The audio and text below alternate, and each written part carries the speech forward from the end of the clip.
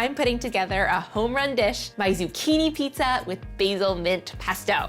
I do my prep inside and then amp up the flavor by taking it outside and cooking it on the grill to get a nice charred crust. It's chewy and cheesy, everything a good pie should be.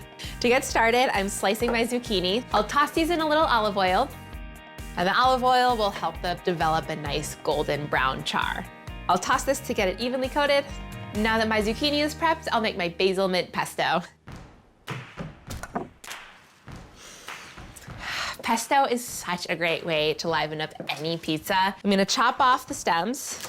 And pesto is so easy, you just throw everything in the food processor and let it do the hard work.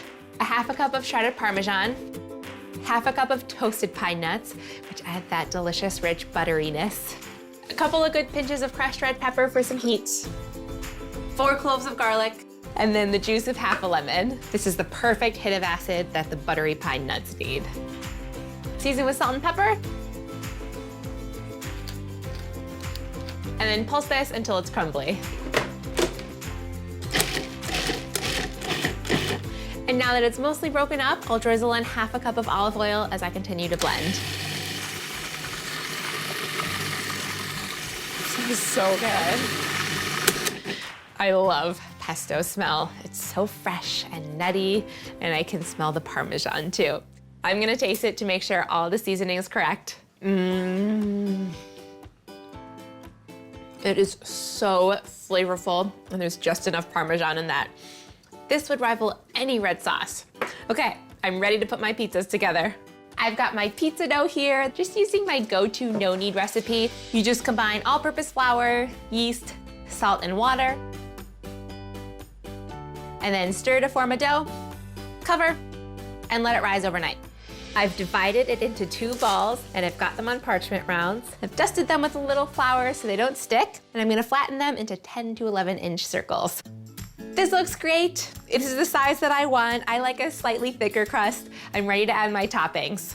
I'll start with a layer of pesto. I'm gonna add a thin layer now and then finish it after it's done cooking with another little drizzle.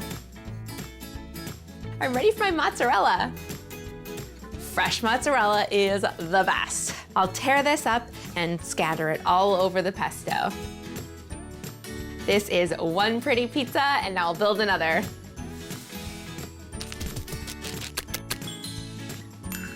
These pizzas are gonna be too good, but not too good to eat. Okay, it's time to grill. Okay, so first we've gotta grill the zucchini and get some nice char marks on it. It's oiled and ready to go.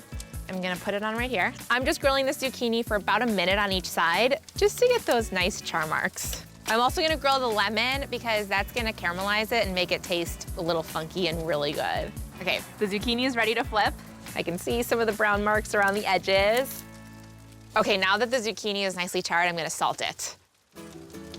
Do you think you can handle helping me out grilling the pizzas? I never thought you'd ask.